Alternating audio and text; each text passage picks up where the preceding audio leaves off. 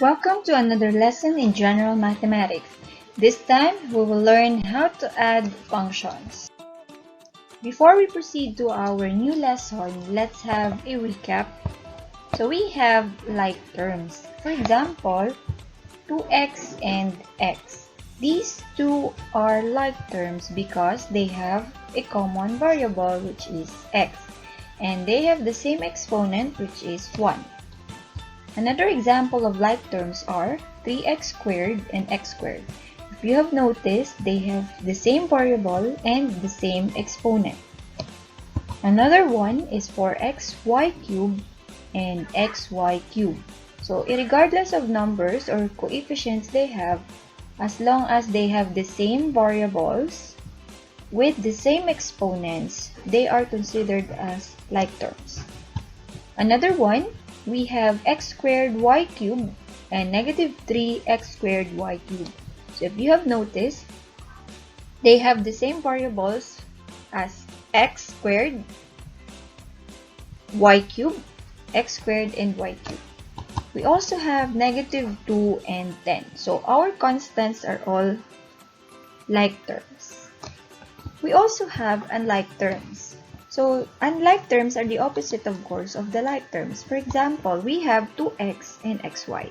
So, if you have noticed, they are not the same variables. They contain different variables. Here we have 2x and the other one is xy.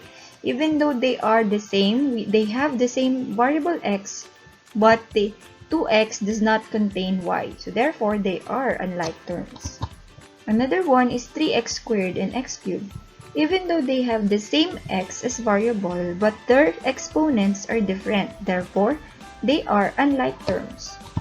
We also have 4x squared, y cubed, and xy cubed. Although they both have the same variables, which are x and y, but take note that their exponents are not the same. So here we have squared and cubed, while this one, it has 1 and 3. Another one is xyz cubed and negative 3x squared y cubed. So obviously, they are not like terms because they don't have the same variables. And we also have negative 2y and 10. So again, please remember this because we are going to use this knowledge in adding functions.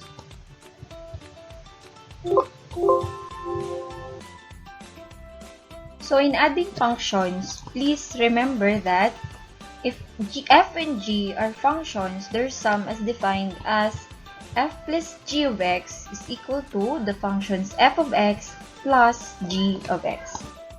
So for example, we have here the given function f of x, which is equal to x squared plus 2x minus 15. We also have g of x, which is equal to 2x squared plus 4.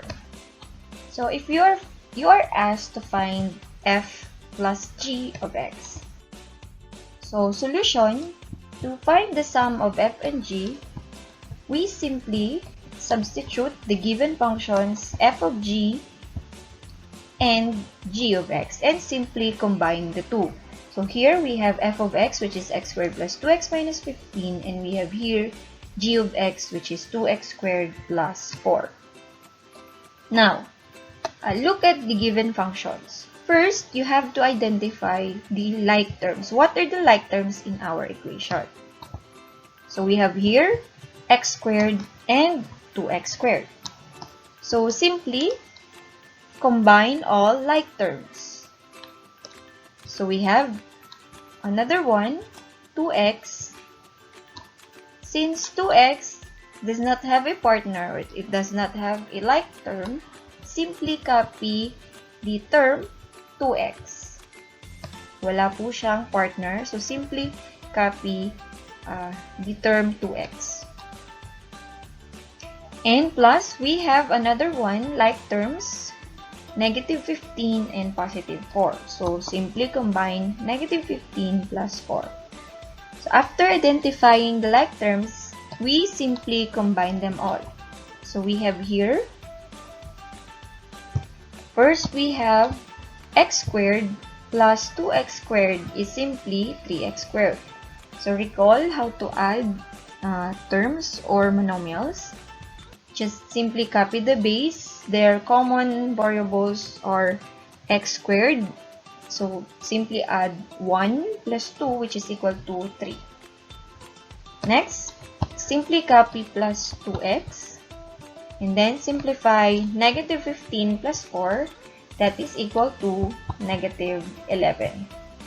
So if your expression does not contain like terms anymore, so we can conclude that this is the final answer.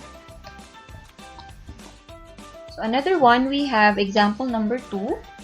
We have here the given f of x, which is equal to 3x squared minus 4x plus 5, g of x, which is equal to 2x cubed plus 6x minus 2. So please, if you are asked to add f plus g of x, so simply substitute the given f of x plus g of x. So this is our f of x and this one is our g of x. So again, spot the like terms in our given expression. So what are the like terms in our given expression? So as much as possible, we have to write our expression in descending order. Meaning, sulat natin yung term na may pinakamataas na exponent. So sa ating expression, ano ang pinakamataas na exponent? Na term na may pinakamataas na exponent. So it is 2x cubed. Meron ba siyang kapartner or ka-like term? Wala. So if wala, simply copy the term 2x cubed. Next, what is the second highest term with the second highest exponent? So it is 3x squared. Meron ba siyang kapartner na like term? Wala. If none, simply write down 3x squared. So again, notice that we write the terms according to their exponent in descending order. So nauna yung 3 followed by exponent 2. Next, what's the next term? So we have 4x, negative 4x. Meron ba siyang ka-like term? Yes, so that is positive 6x. So simply combine these terms. We have negative 4x plus 6x. So we have here negative 4x and we have here positive 6x. Next, do we have another like terms? Yes, these are positive 5 and negative 2. So simply combine the two. We have 5 minus 2. So notice that kung ano man yung sign na kasama niya, yun po ang ating ikokopyahin. So we have here 5, positive 5 minus 2. So after combining like terms or after, yes, pagkatapos natin pagsamasamahin, pagtatabi-tabihin yung mga like terms, we simply simplify. We have here the next step. So since they are not like terms, you simply copy them or bring down. So we have here 2x cubed plus 3x squared. Take note, hindi pwedeng i-add ang mga unlike terms. They are not like terms because they don't have the same exponent even though they have the same variable x. Next, we simplify negative 4x plus 6x. Negative 4x plus 6x is simply positive 2x. So recall how to add integers. Since mataas si 6 and the sign is positive, that's why the result is positive 2x. Next is 5 minus 2 is equal to positive 3. So, tingnan ang resulting expression. If wala ng like terms at wala na tayong nakikitang like terms, we can conclude that this is the final answer. Next, we have example number 3. So, our given are f of x, which is equal to x squared minus 4x minus 6, g of x is equal to 4x squared minus 3x minus 2. You are asked to find f plus g of x. So simply substitute the given values of f of x. The f of x is x squared minus 4x minus 6. And the g of x is 4x squared minus 3x minus 2. So after combining and writing it as this, simply look for like terms. Meron ba tayong like terms sa given equation? Yes, and these are 4x squared and x squared. So pagtabi-tabihin ang mga like terms, we have x squared plus 4x squared. Aside from this, do we have another one? Yes, so that is plus negative 4x and negative 3x. So again, kung ano po yung sign nila, kopyahin lang ito. At kapag sila ay pinagtabi-tabi natin. Do we have another one? Yes, and these are negative 6 and negative 2. So that is plus negative 6 plus the quantity of negative 6 and negative 2. If wala nang like terms, proceed to simplifying. So we have x squared plus 4x squared is equal to 5x squared.